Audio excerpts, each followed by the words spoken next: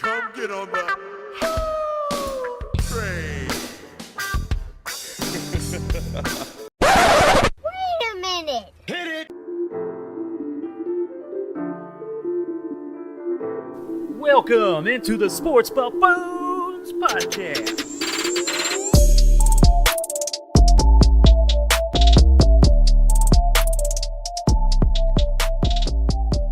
Yo, what's going on there, ladies and gentlemen, boys and girls of the world? Welcome on and back again, once again, to the Sports Buffoon Studios here.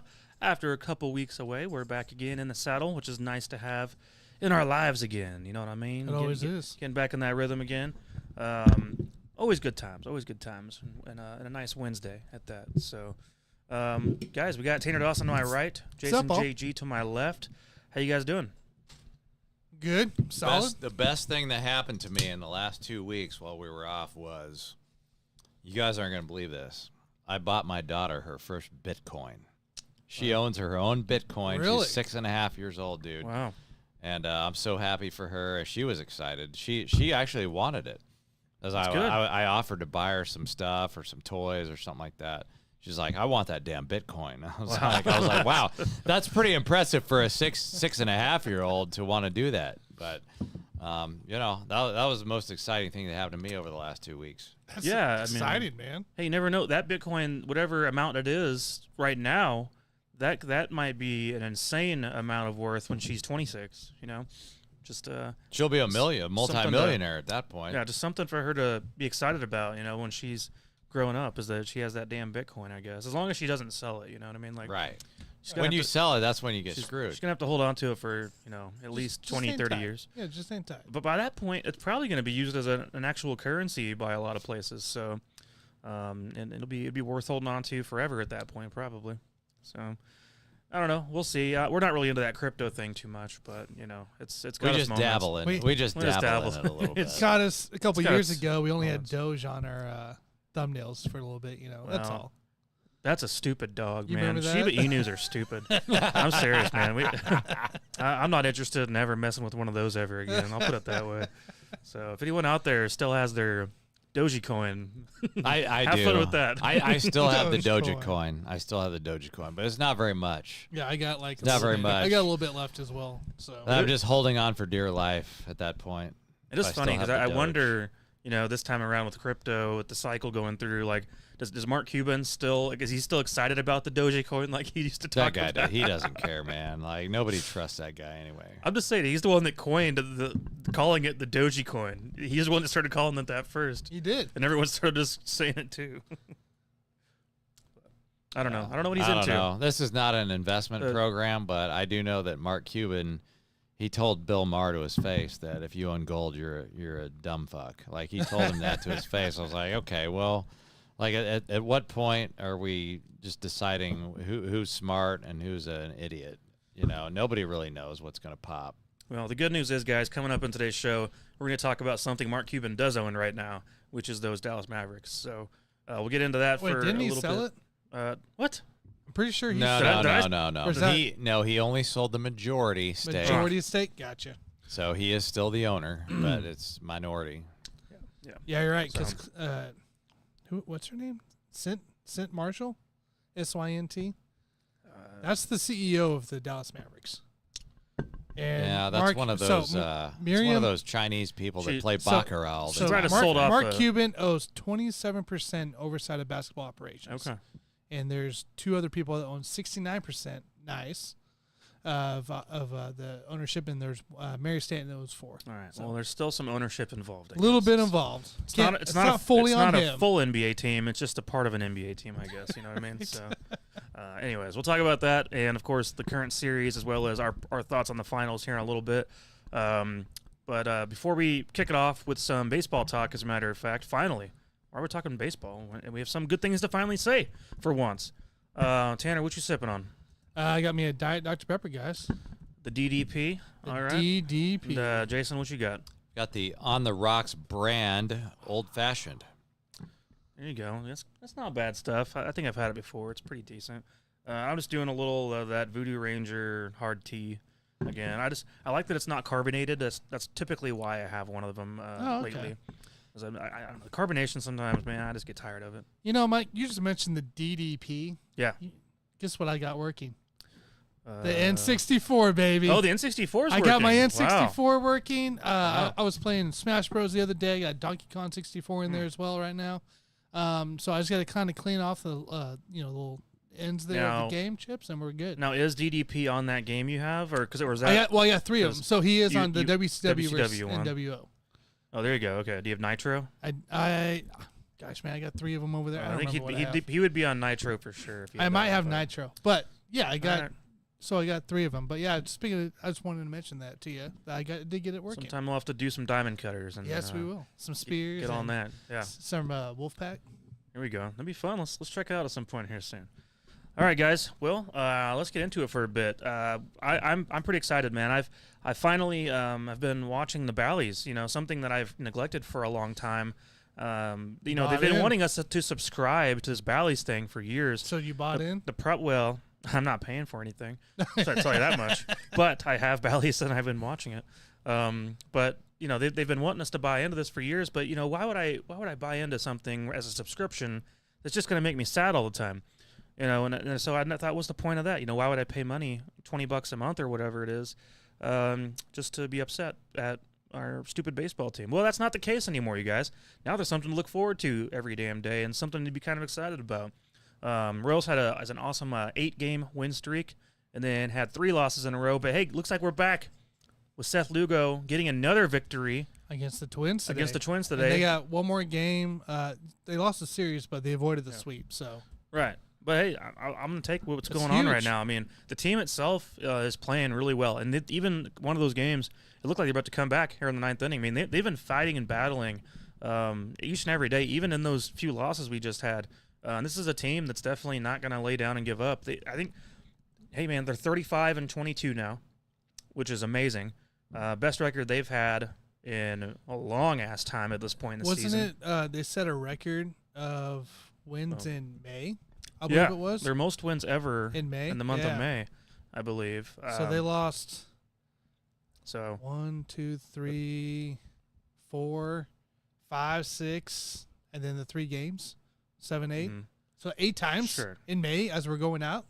Right. That's impressive, man. Yeah, especially for this team, and especially showing some fight early on in the season. And it's not like this team is of years past. This team has good pitching. I mean, if you look at the roster right now, everyone's showing up. Seth Lugo is now 8-1, and under 2 ERA is like 1.8 ERA at the moment. 1.74 ERA and leads the MLB in ERA stats. So yeah, and then of course you got Cole Reagans who's doing his thing, which great strikeout pitcher, and might have taken a slight step back from what he did last year, but still pitching at a high level. Can we even call it a step back? Like, he has a team behind him. Yeah. He's still pitching phenomenal. According to the advanced stats, he has one of the best drop rates on his ball. So the guy hasn't really stepped back. I mean, as a pitcher, you kind of get lucky. You don't get lucky. But for the most part, he's keeping up with everybody. Yeah, and then, of course, we got Salvador Perez, who was not too long ago leading the American League in batting average. He is still leading the league. Who would ever thought Salvador Perez would be 2 months into an MLB season leading the American League in batting average? At age 34, I think it is. Yeah, that's not the kind of player we've grown up to see Salvador Perez be. But, hey, it's awesome. He's more patient at the plate right now, which is cool to see. He's not swinging at everything like he used to. So he used to be known as one of the better bad ball hitters in the league. Mainly because if you got contact on it, you knew it was going to be, with some kind of a power behind it. But now he's not swinging out those bad balls as much. No. Now he's being patient, sitting back, and letting them come to him. Yeah, Perez with 9 homers, 39 rubies. He leads the MLB in batting average at 322. 10 homers. Got one today. Oh, he did get one? Nice. And then Bobby Witt sitting in 4th in the league in batting average at 303. All right. So, I mean, there's a lot of good things going on right now for the Royals. And it's been exciting to see this finally start to work out this year. They don't feel like they have that magic yet, like the 2014 team did, that special kind of chemistry. But it still feels like this is a well-rounded team from top to bottom. It feels like, hey, this is a team that's going to be legit when it comes time for the playoffs, and they might not even have to be a wild card team. They might be able to just get in, depending on how the Guardians do down the stretch. But still, awesome to see. It's glad to not be disappointed for the first time in 9 years. So in the first 3 months. All right. 2 months. So, Jason, how do you feel about this current Royals roster, man? I think my favorite thing at this point is the fact that, they're 3.5 games back in the AL Central, but they're also in a strong division this year. I think a lot of people expected that this was going to be a weak division and the Royals were not going to do anything. But the fact that we are competitive in a very strong division at 34-22 or whatever they are right now. I think you said 35-22. Well, as of right now, they're 30 because they just won today. Yeah, so they're in second place. They would actually be in first place. There's 2 divisions now in Major League Baseball that if they were in there, they would be in the first place team. Correct. So I think that right now that's the biggest positive for me is that they're competitive and they're competitive in a strong division. And obviously there's a long way to go, but they're going to compete this year. And anything can happen at this point. Yeah. I just think it's spot on, dude. Yeah. No, it's been nice to see as a change at least. I don't even know much about the closer right now. I mean, James MacArthur. Yeah, MacArthur. So he was really starting to come in his own during May as well. He has 11 saves currently.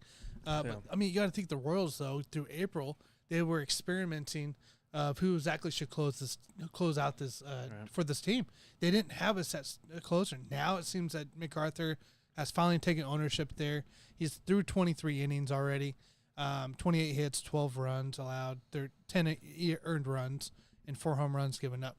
I mean, yes, it's not, it's not no lights out like 14, 15. But 11 saves, though, you're tied for. It's not Greg Holland or Davis. But 11 saves, you're tied for 4th in the AL. Right. Alone. Like, you're setting up guys with Greg Kimball, Clay Holmes, and Manuel Clay. So hey, and that's what the Royals, they're for a while, they're blowing teams out. I mean, yes. I haven't not looked at their point differential yet.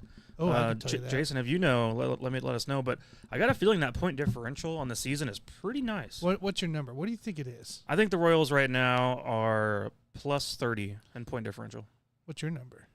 I would probably say plus 27. Plus 76. 76. So 76 puts them. Jesus. So the Yankees are at 91. Cleveland's at 77. So Seattle, which is in third place, first place in their division, it's they're -4. But the Baltimore's at 64, Royals at 76, and the Twins at 7. So what you're saying is the Royals are third in majors. Or American League? In American League. In point differential, okay.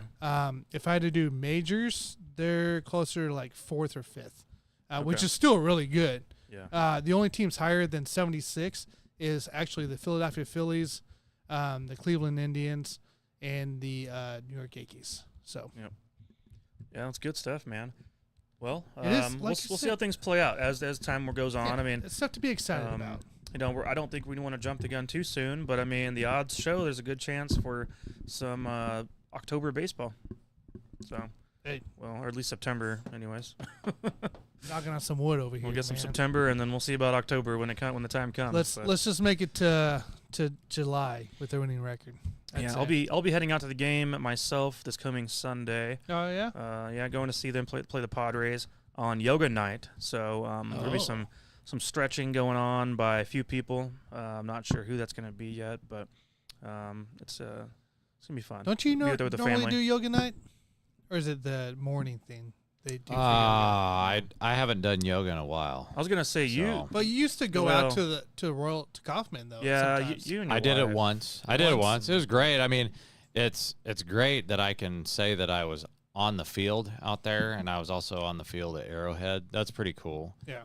But yeah, the yoga, I enjoy yoga, but it's just not like it's not one of the things that I do all the time. Well, I'm mainly going because my family's going to be in town, so we're just going out there, and finally, probably for the first time in many years, that my parents have gone to a Royals game, so I finally convinced them that it'd be a good idea since the team is actually fun to watch these days. By the way, I did want to mention your second place leader in Ks as first pitchers. It's Reagan's. Yeah, no, I'm not surprised at all. He's 83, been still terrific at that. Crochet for White Sox is 85, so phenomenal. Like, it's weird to see them at the top. That's the only thing that gets me. Yeah, I mean, I'm now finally at the point where I'm looking forward to the next game every day, and when I'm bored at home at night, and I was like, well, I don't want to watch this crappy NBA game, so I'm going to put on the Royals game and see what's going on at least for a while. I like what Brady Singer's been doing because I feel like that's a guy that we've been waiting and waiting and waiting, and we didn't know if he was going to pan out. And we've been, I mean, feels like he's been on the team forever, but I'm glad that he's starting to pan out. He's got 17, 18, something in that range. Yeah, somewhere in there. Right now he's got a 2.63 ERA. So that he is really solidifying our rotation at this point. Like I think they finally found a spot for him in the rotation. Not be the lead guy like he was the last 3 years, 3 years, but be that second, third kind of guy in the rotation to be able to deal with that kind of rest. Like you don't have to be the lead guy. You don't have to put it on your back. So, but he's on his way up, and I like the trajectory with him. So he's been with us since 2020. But he was a guy that was hot and cold for a while, and it seems like he's finally settled in a little bit. And some guys are slow developers, and that's fine. But I think if you guys have been watching the game, Seth Lugo does this thing every game where he has all the pitchers get together and have a conversation during the game about what he's seeing and just kind of go over with each other, how do you react to this guy, with this approach and, just kind of going about it in their own way as teammates to help each other get better. And Seth Lugo's been the leader. He's been this version of James Shields, but pitching better than James Shields did. Yes, he did. Of what James brought to the team, though, when it comes to veteran leadership. So that's been his deal. I will say one big thing, too, for the Royals. I think it's big for pitching aspect, of course, for some of these guys that's been here since 20, at least, maybe 19 as well. You have a team out there that can put runs behind you.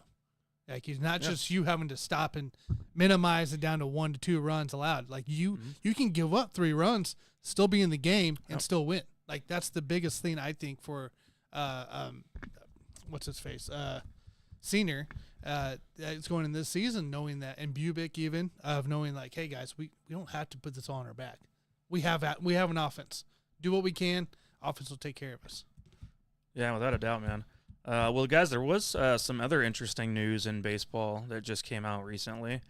Is it something, Jason? Do you know something about this? Because I heard a little bit, but I haven't heard the details. I wonder if it's what I think you're going to talk I don't know. about. I think he's the one that filled me in earlier on what's going on. Surprise, Tanner, or it's not a surprise. I want to let you guys know that the Negro League stats. That's what I was thinking of. Okay. And they were integrated into Major League Baseball, and so all of the Negro League stats from back in the day are going to be fully included in the Major League Baseball stats. So we're going to talk about that just here for a second. And Tanner, I know you're a little bit unhappy about this decision, and I'm gonna give you your piece here in a minute. Here, you can tell us why you're unhappy with it. But I think it's an amazing thing for baseball, and a lot of people out there are just kind of talking about, well, they weren't. So this is the argument. They weren't as good as Major League Baseball players. And so there are many. That's not the argument. Many arguments against that. And my number one argument is that apparently there were some exhibition games back in the day where they actually got to go up against the Major League Baseball players. And the Negro League team back then, when they went up against the Major League Baseball teams, they had a winning record against those teams. And so that basically shuts down any argument of anybody out there that wants to say, well, they weren't as good. No, you're right. They were not equal. They were actually better than the Major League Baseball. So anybody tells you that the two things are not equal, they're right. But the Negro League players were actually better than the Major League players back then. So Tanner might tell you that they weren't as advanced, but that's fine. That's a different thing for him to explain. Just quick shout out to Josh Gibson because he's basically the greatest baseball player of all time. We officially have a new #1 batting average of all time, and it's owned by Josh Gibson. So I think the number is 372 for a career. I believe so, yeah. Which is an amazing batting average. So he leads the league in basically all those things now going forward. So pretty crazy good news, man. That's awesome stuff. So Tanner, what's your thoughts? Go ahead and let us know how you're feeling about it. All right. I'm going to let you speak your piece. I know what they want from me. You're not going to get it. What? It's not that these guys weren't good enough. It wasn't that, or that they didn't play against the majors very often, right? That's not the whole part. I don't like this. This is another Rob Manfred debacle because he is ruining baseball already. Now we're combining a league, Negro League, that was independent by itself, admired by itself. We have a museum for itself, and I don't understand why we're combining the stats when they weren't even allowed to play in the MLB to begin with. That's why they were playing in their own league. This is the issue. It should be a whole separate division. It'll be whole separate league, just like it is now. And that should be what admire that you look at between 1920 and 1948. The league, the players that played there, all those history is now being combined and going to be washed with the MLB stats. This is not the way to go about it. So then you would also say Ichiro Suzuki also is not the hit king, I would assume. No, he's not. He's not. I mean, it seems to me like he has the most hits of all time. If we're going to in combine baseball stats, let's go and get the women's league in here too. If we're going to do that, like the women's baseball league that played. So for you, this is a sort of a bash Rob Manfred segment here. That you just want to bash that piece of shit, which he is. Rob Manfred's I'm not doing doing argue justice that. here. If he thinks he's doing justice for, the black players and MLB, it's not. It's not it. This isn't the way to do it. Can we not say that, yes, Rob Manfred is a piece of shit, well, but yes, at the same time, he also did the correct thing. He did not do the correct thing in this case, because a lot of people say the same thing about Roger Goodell. He still makes correct decisions, though, every once in a while. But this isn't the correct decision, though.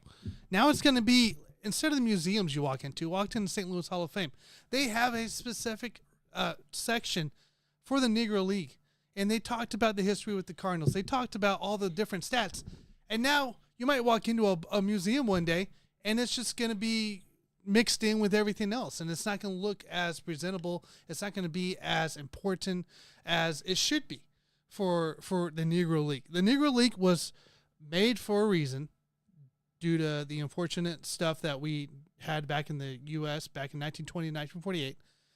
And the MLB is just saying, oh, yeah, no, come in here. Now we can combine you in, and now we don't have to listen to half of them. So I think the main reason why I disagree with you is just because now that we're integrating them with MLB, the players of the Negro Leagues are going to get more credit, whereas they were getting full credit. Nobody ever gave them credit for anything. Now you can Nobody ever talks them, about them. Now you can compare them. You can compare them. What do you compare them? Nobody ever How are you talks going to compare about them, dude. You can't already look at a stat book and say, oh, that guy hit 18 hits, that guy hit 17 hits? Now the record books are rewritten. Nobody ever, to make it inclusive. The right way to do it. No, it is the right way to do it because Josh Gibson. Not the right way to do it. Josh Gibson was never a household name. Now all of a sudden he could be. Oh yeah, people are because going to be starting to buy his throwing jersey. him there with MLB. Remember him Because they're not going to buy his jersey. People actually care now. He's the batting average king. Because you're legitimizing his stats. Before right now, people, it's not that they were illegitimate. It's just like nobody really cared because that's a separate league. Now all of a sudden they're in MLB. Nah. Now that legitimizes it a little bit more. It sounds like the MLB's trying to,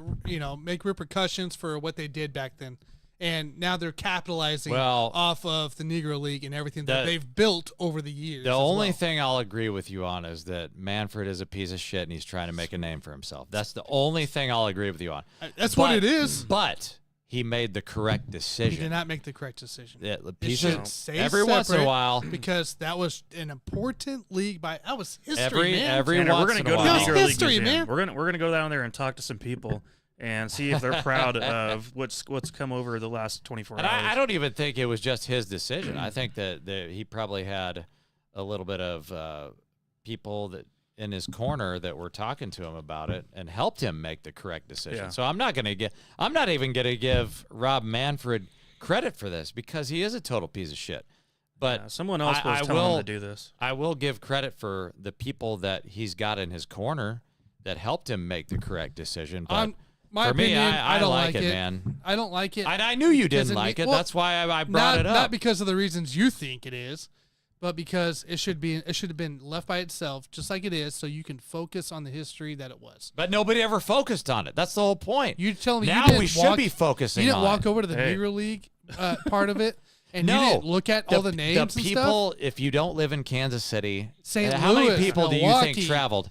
How many people that are non-Kansas City residents do you think traveled here No, to no, go to no. that I freaking didn't say the museum. Nobody. There's museums everywhere, dude. Everywhere. At every MLB stadium. You're telling me you didn't walk around and look at that? I did. I looked at every one. No, I think what they did today, or whenever the decision was made, it made the Negro Leagues more legitimate than people viewed it before. It's not. And it was already legitimate. I think dude. all of those players that played in that league are going to get more credit now than they did before, and I think that's a good thing. I don't think so. It's great stuff, you guys. I'm excited. We're going to go down to the Negro League Museum and ask some questions down there to people and see what they think of this whole situation. Well, so. I knew that Tanner disagreed with the whole thing, so that was my whole point. Yeah, I had a feeling he would too. Just knowing him the way we know him, I figured it would probably be the case. It's just not you motherfuckers. I hate you guys. God damn it. I actually wanted to talk about this too. Well, we did. I'm glad you guys talk about it. But you guys wanted to bring in a whole different area. I know what you wanted.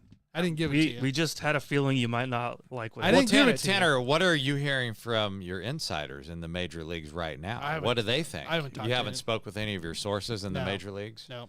Because I have a feeling they disagree with you the same way that I disagree with you. I mean, that's fine. You guys can disagree. I feel like it lessens the spotlight. Let us know what the sources say, Tanner. By the way, I think it lessens the spotlight. If we're going to compare hitters, I just have to throw one more thing out there. Babe Ruth, as good of a hitter as he was, the Yankees hit him out in right field. He never had to do shit defensively. Josh Gibson played the catcher position. Yeah. So I give him all the more credit as being one of the best hitters, if not the best hitter. If you're going to be better than in the history of baseball, better than Salvador Perez. It doesn't matter what you do on defense. We have DH spots, for God's sake, now, right? Like, you don't have to do anything on the defensive side of the ball to be. I'm not comparing DH. I'm comparing Babe Ruth to Josh Gibson. That's all I'm doing. All because he played a different defensive spot.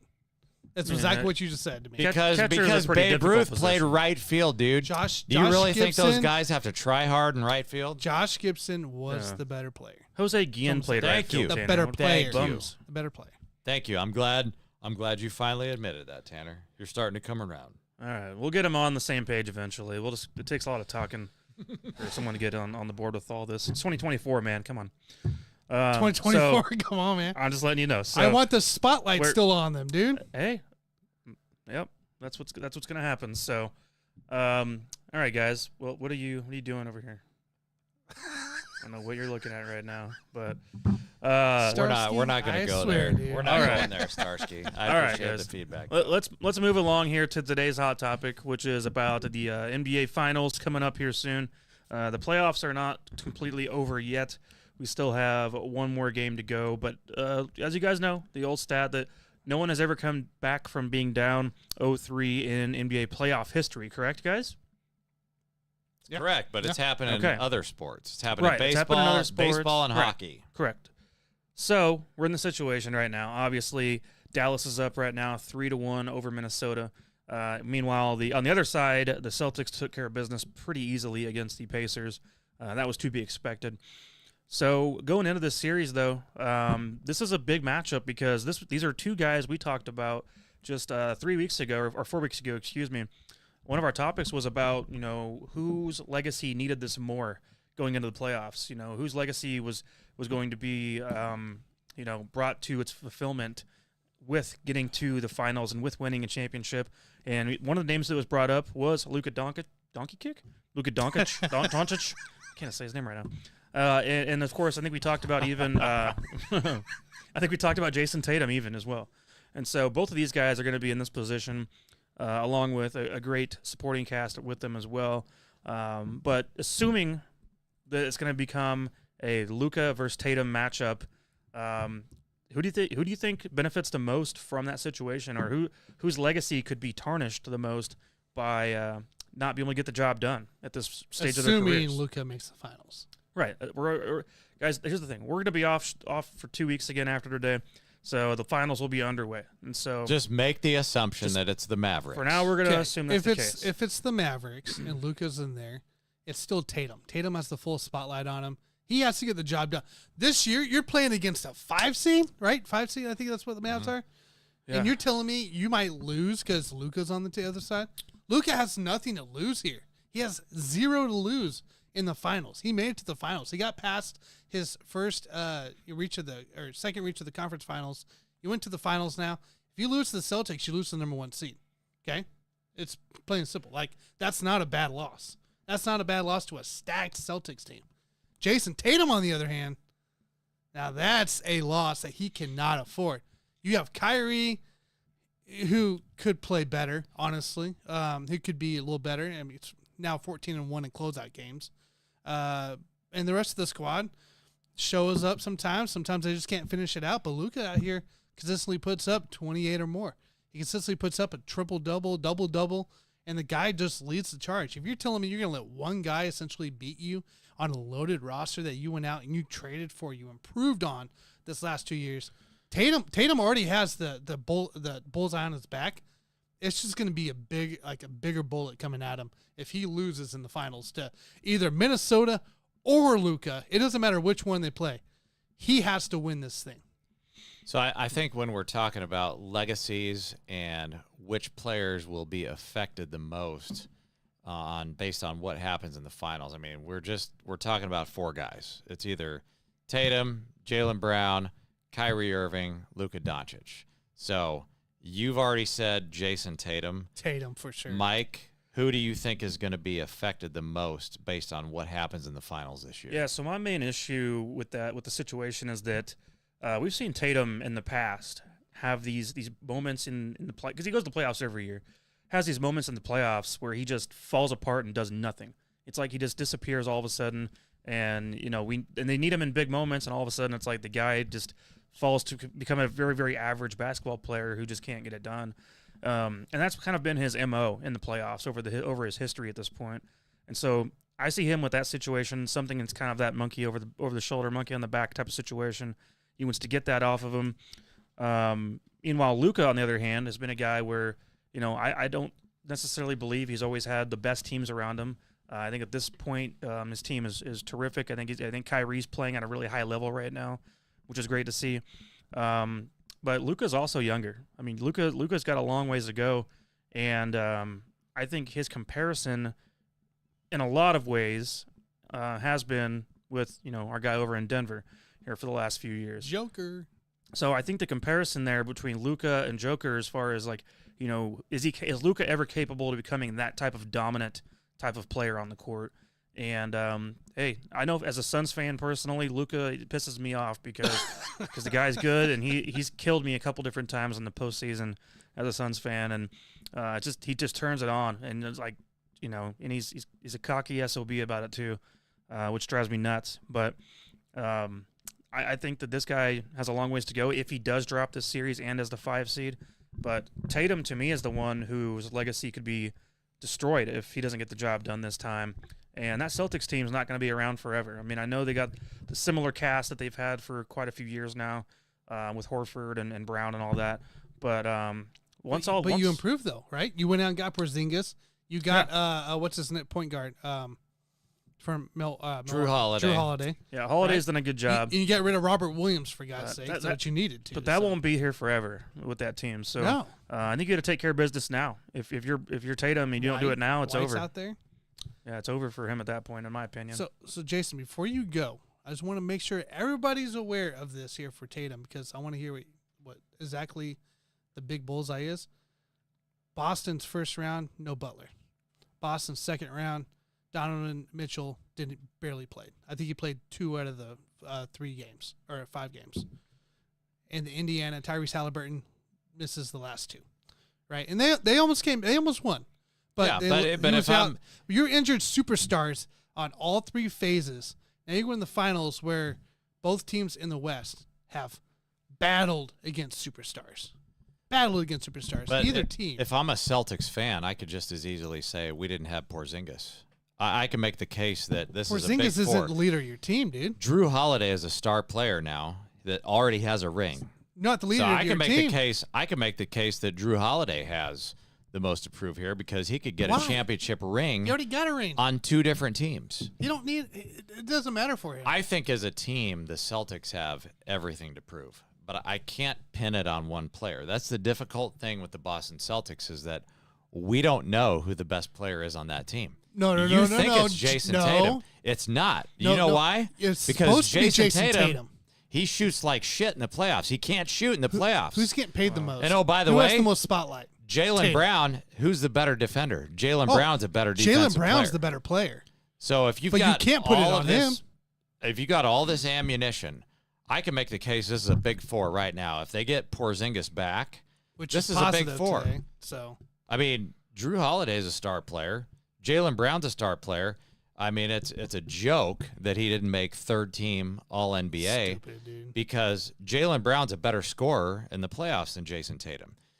Jaylen Brown's playoffs though. Jaylen Brown is a better defensive player, not just in the playoffs, but all year round. Yeah. Better defender than Jason Tatum. That's my problem with trying to pin all of this on Jason Tatum and trying to say that, well, this is going to affect his legacy. We don't even you can't convince me that he's the best player on that team. But wouldn't this be similar, though, in your mind? Like, we had this debate many years ago, 4 years ago, with talk about Jason Tatum versus Devin Booker. And if you gave Devin Booker the same situation, I would feel like it would definitely hurt Devin Booker's legacy if he was to lose this same series at that, this stage in their careers. And obviously, Devin Booker is looked at as a superstar in this league. He might never win the big one just based on situational circumstances. But, I just think that we're talking about superstars, and Tatum's name is a bigger name than Jaylen Brown when it comes to, fandom, the way people, are perceived. And so, to me, that's why this is a comparable thing between Luka and Tatum, because Tatum's supposed to be a top 5 NBA player in the league right now. Doesn't always play that way, and that's part of the issue. Is that if he chokes again for the 5th or 6th time now, then that's a problem. Tatum has the spotlight at age 22, but I stand corrected. My bad. I thought he was the highest paid player on the Celtics. Jaylen Brown is. Jaylen Brown's currently the highest paid player.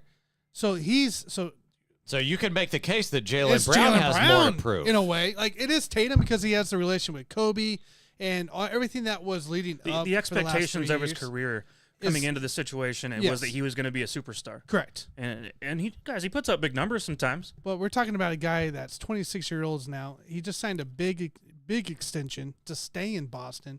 Makes $286. He makes over 100,000, 20 more than Tatum, Jaylen Brown. It might be. You might be right. It might be actually more on Brown than Tatum, but Tatum's going to get all the heat. Again, my point is we don't know who the best player is on that team. And so as a team, if we're going to say whose legacy is this going to affect, if you're going to try to pin it on one team, obviously the Celtics have more pressure. Oh, by far. But if I'm going to pick one player, Luka Doncic is 25 years old. Jason Tatum is 26 years old.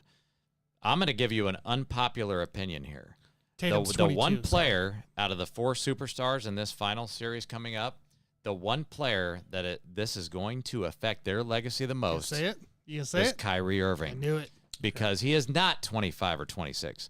He is 32 years old. And why do I say this? Because what has he ever done in his career? Everybody talks shit on him. Oh, guess what? This guy thinks the earth is flat. He won't get... Well, and he's an anti-vaxxer. He won't get a vaccine. He deserves that kind of... He won't get a vaccine to protect others. He thinks the earth is flat. He never won shit in the NBA without LeBron James. Right.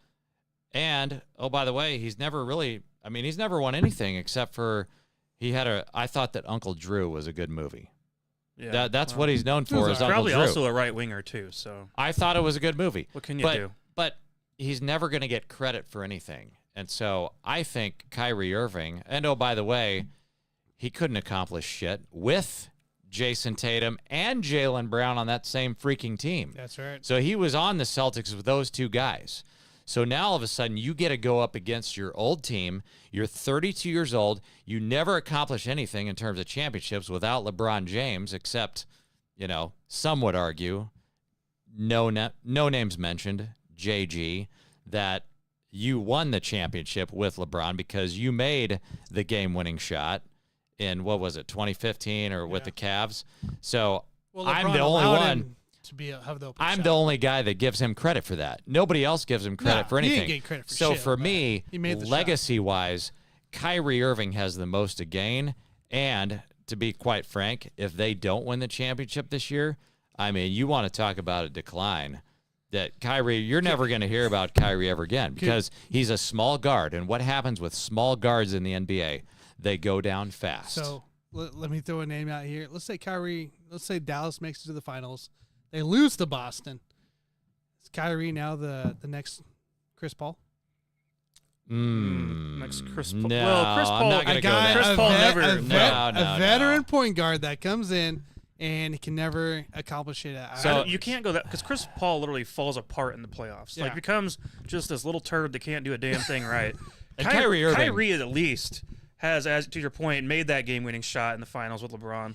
But he's not a guy that I think just always shits the bed like Chris Paul does. And I'm kind of exaggerating a little bit because He's I think played well this year. The one 2, thing 4, 1, and 16 in the to close out a game, and you're calling that good? I think Kyrie's done a good job so far. I think he's done decent, and he's played better defense. He has played better defense. I will give him that. He's not known as a defensive player. He's done well in the playoffs defensively. I think the one thing that we forget about with Kyrie is that he does show up in the playoffs, and he's one of the best scorers in NBA history. And I think we always try to come after him in terms of his defense, but if I'm putting the top 10 scorers, if we take away defense, if I'm going to throw the top 10 scorers in NBA history on a list, Kyrie Irving's on that, and he's probably in the top 5, just in terms of being able to get a basket when you need it. In clutch time. He's already proved he could do it in clutch time, but he's one of the most deadly scorers in NBA history. And, quite honestly, I'm pulling for the Mavs. I want the Mavs to win this series because the Celtics, as much as people like to bag on them and say that, well, we better break this team up because they're not going to win a championship, they were saying that 4 years ago. Mm-hmm. They've been saying this thing forever. Eventually, they're probably going to get a championship if they keep Tatum and Brown together. If they don't keep them together, if they break it up, well, then everybody gets screwed. But I think that Tatum and Brown eventually get a championship, but I hope it doesn't happen this year. I want to see the Mavs get it. Obviously, Luka doesn't have anything to prove. He's still a young player. Quite frankly, Luka's already proven himself, in my opinion. If you get out of this series against the next Michael Jordan, allegedly, then you've already proven yourself. You don't have to win the finals. Yeah, I'd have to agree. I like it. So coming up with the series then, assuming it's the Mavs and well, Boston. let's do one for each. Let's just do one for each. Well, because you never know. Minnesota, are we gonna give them a shot? Minnesota came hood up with Denver, so yeah, I'm gonna give them a shot. I'll give you an easy money bet. All right, so let's all right, go with easy money bet. Yeah, it's just real quick because they're minus 4.5. This is a home game. They were able to quote unquote steal a game on the road, so now it's 3-1. I'm gonna ride with the Timberwolves here, and I'm actually gonna take them to cover. But if you don't trust me in the 4.5, then just take the money line. They're gonna win. They're gonna win this game because of Anthony Edwards. Anthony Edwards is not like this normal guy that's just gonna fold under pressure. This guy he's going to fight you, and he's gonna play for blood. So they are gonna win this game. Not gonna win the series, but that's gonna make the Ant-Man look bad if they lose this series 4-1 on their home court. I mean, he knows it too. Yeah, he knows it. It's going to make him look really bad. And I think that Karl Anthony Towns is going to step up and have another good game at home. And so I am riding with the Wolves here. There's no reason why they should lose that game at home. So you got the Wolves are they favored by 4? 4.5. So 4.5. You got them to cover that? I'm taking them to cover. I'm just saying, if you don't trust me, then take the money line because they're going to win the fucking game. Which is minus 200 on that. Yeah, I could see the money line, but man, covered that's going to be tough. It's just, I don't know. We'll see what happens, I guess. But all right, let's do a final scenario. Let's go first up. Let's go Minnesota-Boston. Let's say Minnesota pulls it out, come with the comeback, and they're facing Boston. Who do you guys got? What do you got, JG? Oh, I got Boston all day. That's going to be a disaster of a series. Yeah, for sure. I mean, I love Minnesota's defense, and I saw the way that they played against Denver.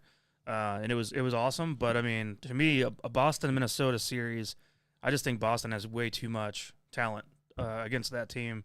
in that situation that Boston would not lose. I think the big thing here is Porzingis looks to be ready to play when finals time comes, especially if this thing ends up being a comeback. Plenty of time for him to get that recovery there. Yeah, I'd have to go Boston as well in this one over Minnesota. It's tough for me because Boston hasn't played an actual superstar, and Minnesota has 3, 4 of them potential stars at least. So, but I think Boston ends up getting it. So, what do we got for Dallas? Yeah, the Dallas situation right there is really interesting to me because it could really go either way because I think Luka just has that special ability at times to step up in big moments. But I think at the end of the day, I got to go with the logic, which would be Boston to win that series too. But it would be close. I think it'd be tied. I think it would go to Game 6 or 7. Okay, what do you got? Yeah, I mean, I think in that matchup, there's just too many good defensive players. Now, if Boston wouldn't have acquired Drew Holiday, I probably would have taken the Mavs. But now all of a sudden you've got a good defender in Jason Tatum. You have an elite defender in Drew Holiday and Jaylen Brown.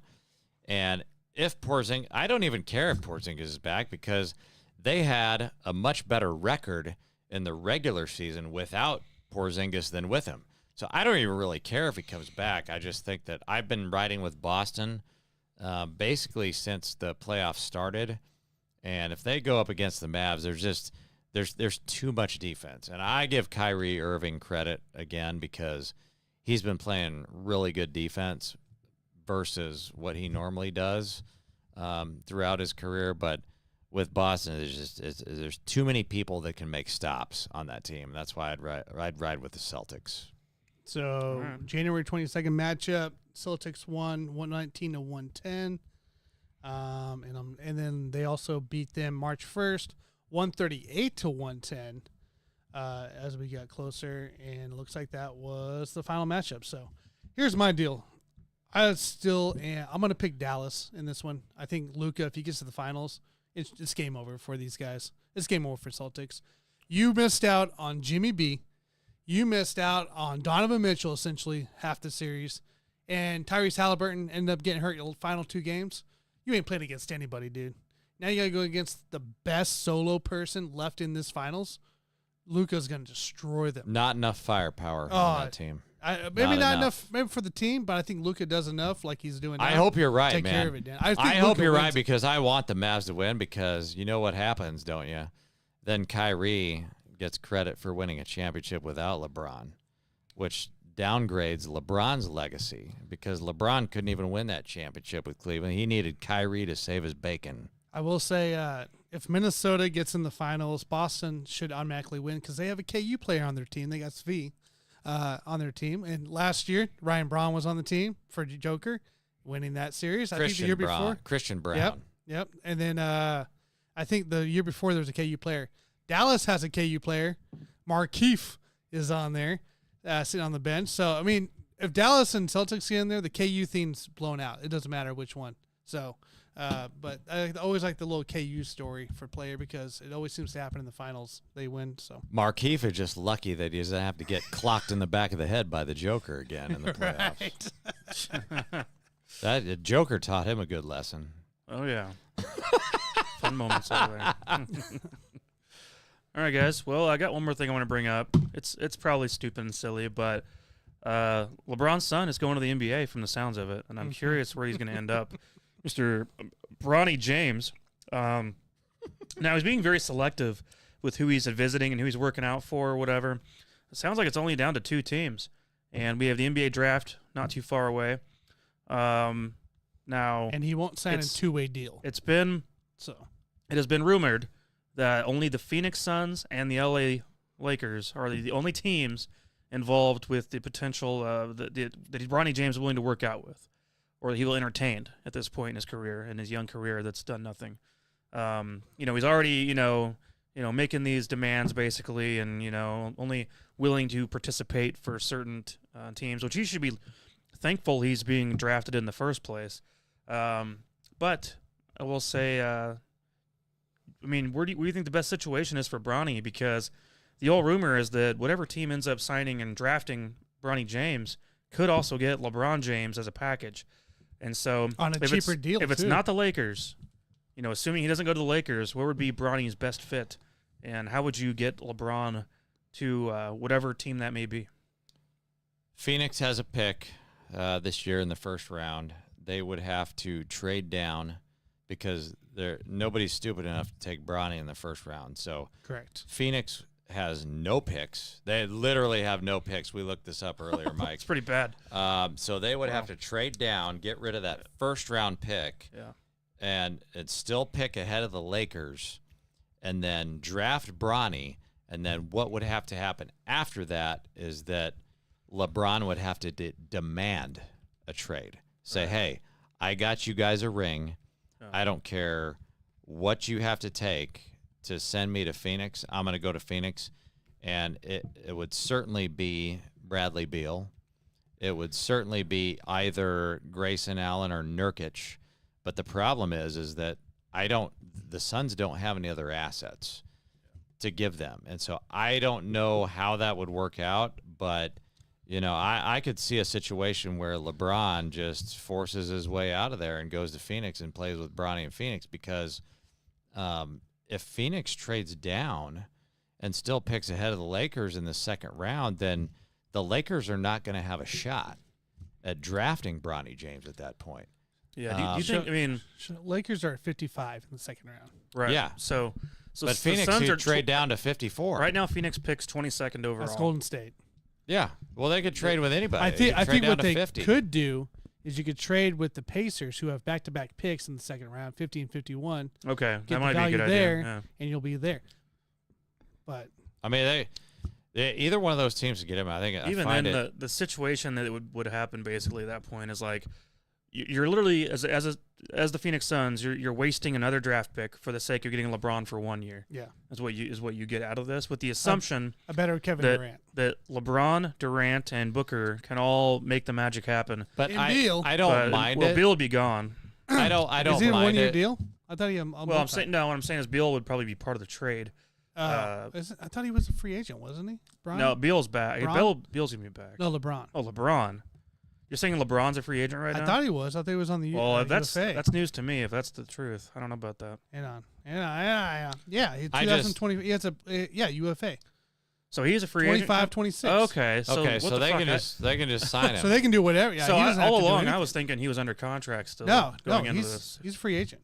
All right. Well, the bottom line is that the Phoenix Suns can trade down. They can draft Bronny and then bring it, but you're still going to have to figure out a way to get Brad Beal off the books. You can't sign LeBron James and have all that money on the books. You'd have to get rid of Brad Beal. As a Suns fan, I watched Beal this past year, and I wasn't super impressed. So, I mean, so we could live without him. You'd have to trade him to another team, basically, is what you'd have to do. But I think with LeBron, I mean, I've heard reports that he doesn't really care.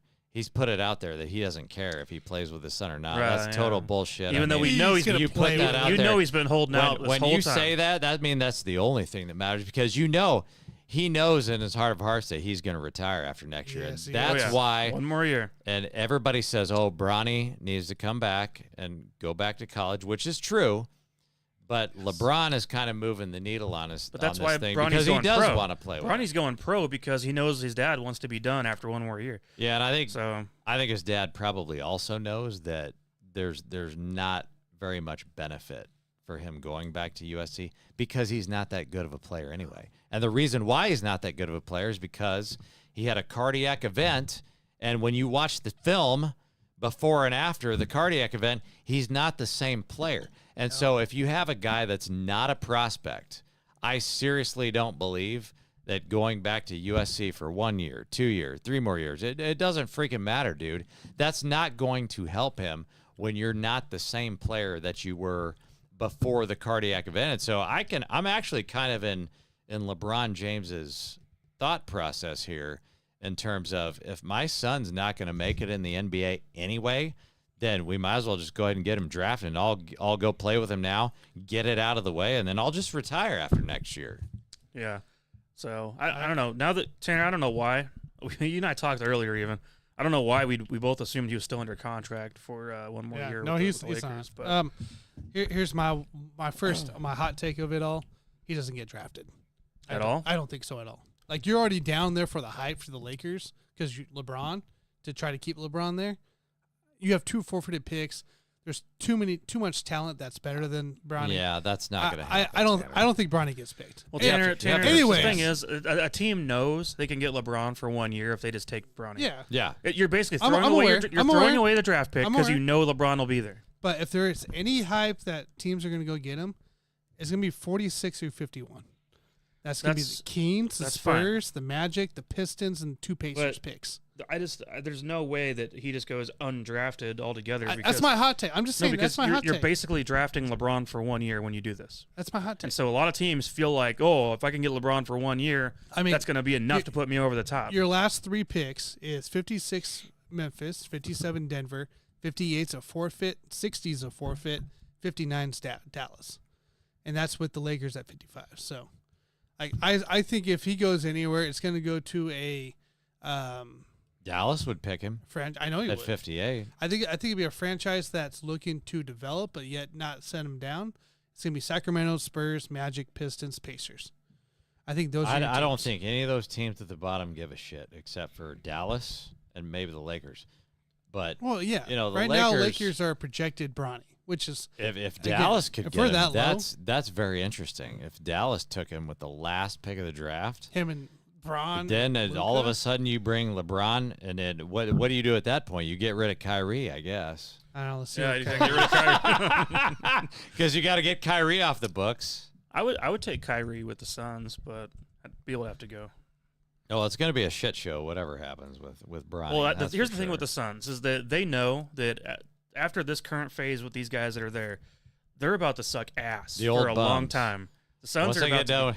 The Suns have about the Suns. Here's the thing: the Suns also probably have 1 year left. You know what I'm saying? Like the Suns have 1 year left to be worth a shit at all, and so LeBron has 1 year left to be worth a shit at all, and so that's why it's like a match made in heaven for that situation. For those guys, Kyrie has after next year, the Suns are going to be horrible for a long time. It's funny because you're saying they have 1 more year of sucking ass, like they sucked ass last year. Well, they weren't great. If they get rid of all these old bums, they're going to suck ass even more. No, they're still in the same situation. The Suns fired their coach. They're still in the same situation. You don't have any depth, dude. You're still in the same situation. I don't know what to tell you all that. It's just funny that you're worried about them sucking ass when they already sucked ass for I don't know how long. I'm saying they fired. There are different levels of sucking ass. They fired so you Frank don't Vogel. want them to go a lower level of sucking ass. They fired Frank Vogel. It'll be even worse. Deservedly so. Just bring back Mel Williams, man. Kyrie has a player option coming into this year, so he has 1 more year left, which is a player option for 42 mil. You have no idea how bad I want to see Kyrie and LeBrick. It was one more time. Play together. Just one more time. I want to see with that Luka so bad, right there. Dude. Oh yeah, It'd be funny. Yeah, they could make that work. They could. Because then you have a big 3. They don't have a big 3 right now. They probably have to get rid of somebody, but I'm sure they got to get somebody. You could fit LeBron and Luka and Kyrie all on the books at one time. You should be able to do that. Let's see here. Let's see where they're at. I'm just curious, projection-wise. According to Spot Check, by the way, this is where I'm looking for all your salary cap, player salaries there. Cap space, they're 12th in cap space right now. If we look at the projection for 25-26, they're going to be 19th, so they get even worse. I'm just saying if you're comparing them, I'm just saying if you're comparing that situation in Dallas to Phoenix has to get rid of Brad Beal, no doubt. But with Dallas, like you only have Luka and Kyrie that you have to worry about.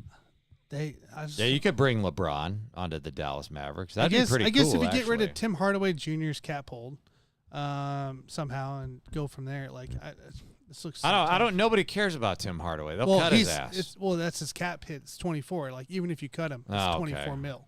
So that's right. Yeah, that's a bad situation. That's bad, right there. Dude. That's bad. So you have to trade his ass. So Luka and Kyrie's at 45 and 42 next year. If Kyrie accepts his player option, it's 42. Everybody else is 14 or less. So I'm telling you, Kyrie is a matured player at this point in his career.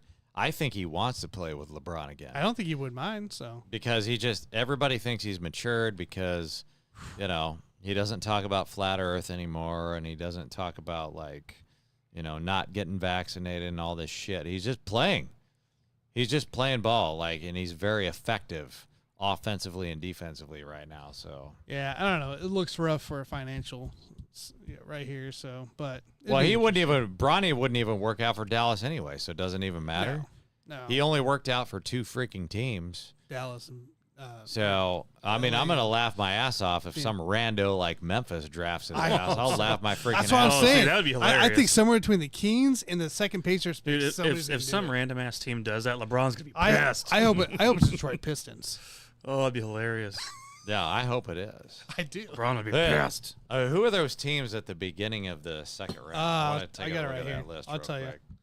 you. Second round, beginning. Oh, Charlotte at 42. Put him with LaMelo Ball. Oh, man. Dude, hey, LeBron already had to play with Lonzo. Oh, now, all of a sudden, if Get you LaMelo. threw... So, now he's got to play with LaMelo. That'd be hilarious. Spurs, Blazers, Bucks, Pacers are the first 4 after 32. Not 32. That's not what I meant. Sorry. Raptors, Jazz, Spurs, Blazers. Ooh, yeah. See, what if Toronto trades down out of that 31st pick, and then they could get Bronny and send LeBron's ass up to Canada? That'd be freaking hilarious.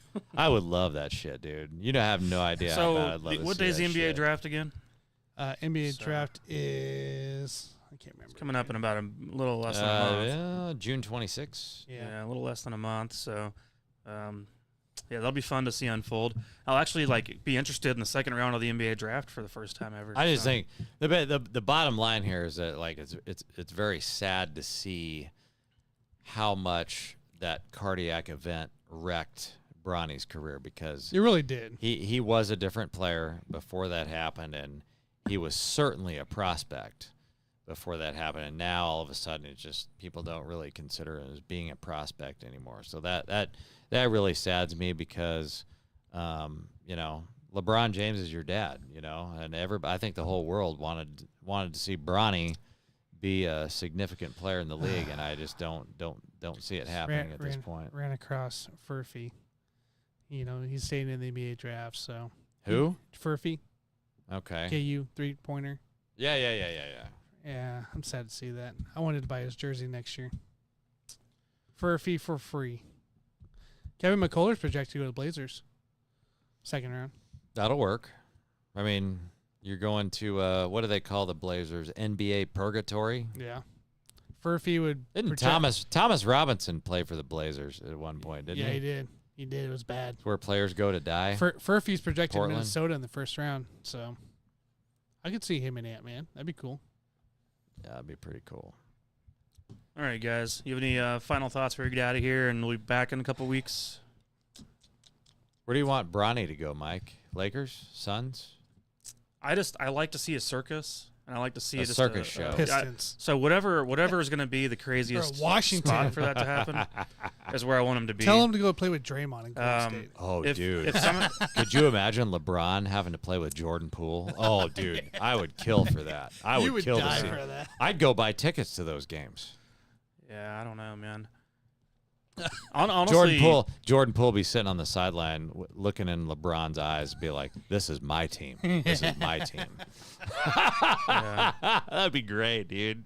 Yeah, it'd be good stuff. I think LeBron would fit well with OKC too. Oh, yeah. Hey, I just want to ask you, Mike, just real quick here. OTAs that were happening here. Luis Rees-Zammit was focused on the running back position, and looks like that's where he's going to end up being. Yeah. Do you think he poses any threat to Pacheco? Is that a real question? It is a real question. Why is that a real question, Tanner? Because sounds like a 3-year deal. He should be at least in the running for the. Tanner doesn't thinks- make any sense. Tanner thinks he's Why? a superstar. That's why he's No, it doesn't asking make it. Is it because he's white? Is that why you like him so much? To beat Oh, Pacheco jeez. out for the starting Really? starting job? All right, everybody. We'll catch you next week, 2 weeks from now for Chiefs Well, talk. I'm sure. That's a good way to That's end why it. you don't ask stupid questions, Tanner. You don't really want to talk about that? I think he does. You're gonna seriously sit here right now in May and talk about Rees-Zammit beating Pacheco for the number one running back No, spot. I did not say that. I did not say that. I said, does he pose a threat to his usage? Is what I meant. Threat to his usage? Yeah, not be on the field as much. I think it'd be good. That for doesn't make any Pacheco. sense either, Tanner. It's running back by committee most of the time. And, Pacheco gets 18 to 20 carries a game, at the most I think 20 he does normally. that, and Rees-Zammit gets the. Meanwhile, in the past, when we have a healthy McKinnon and a healthy Clyde, those guys rotate in. It'd be the same shit No, I with think Reese Zamet Zamet. takes over that. It'd be the same Honestly, shit, Tanner. If you just want to have a segment about white NFL players, Tanner, we'll do that in 12 years. So let's just cut it short. I think he's only brought up because of his past, his heritage. Is that what it is? Where he's from is heritage. Mainly the rugby aspect, where he's from. Obviously, that's more appealing to Tanner than where Pacheco's Let's from. get out of here. Let's save the stupid questions for a different day, Tanner. I'm going to ask you again 2 weeks from now. Go for it. You're going to get the same answer because that's a ridiculous question, Tanner. I think it does. That's not how this works. That's not how this works. I think it does. Not how this works at all, Tanner. Tanner likes Good Lord. rugby. Tanner likes rugby players, don't you, Tanner? Now, why is that? Did you see? I think the Bills have a 6'7" rugby guy playing left tackle. I'll bet they do. Looks massive. What's his heritage? I think he's black, somewhere in Europe. Really? Yeah. Oh, wow. Are you sure about that? Yeah, I saw a picture of him. We'll have to look into that because it seems like he wouldn't bring that up. I don't know about you. I'm not sure about you. I was just telling you guys the rugby players. Yeah, I don't want to hear about your rugby players. Jesus. All right, man. I got to get out of here. I'm tired of these gnats flying over the place. Tanner, we got to get out of your mom's basement someday. Like, we gotta get out of the basement. we gotta find a real studio. I can't. I live here. I don't want to leave. I live here. This is my. I get free rent here, or I only pay $150 a month. Tanner's mom needs to do his dishes or something because we got some gnats up in here. There's nothing happening, dude. Well, there's a gnat in his my wine drink. Damn it! It's in my drink. He's got a gnat in his wine glass. Well, next time don't eat so much cheese, dude. Yeah, the cheese. That's what it wants. God. Stop talking shit on the Negro Leagues, and we might be able to get along one of these days. I gotta go home, and hopefully I sleep well thinking about all the things you said today, Tanner. So I'm just gonna remember this moment and how you felt about felt about Reese Zamet, felt about the Negro Leagues Museum and everything else that you said today. So I have said nothing wrong on the Negro League Museum. Yeah, I'm not so sure about that. It was a bit much. It was a bit out of touch for today's current world we live in. So. We're gonna work on that. We're gonna have an intervention for Tanner, I think, is what we're gonna do. We're gonna ease him in slowly. All right, we'll let's get there get the hell eventually. out of here, boys. All right, guys. Well, I will see y'all on the next one. Outro. See you guys. There's another gnat. Just.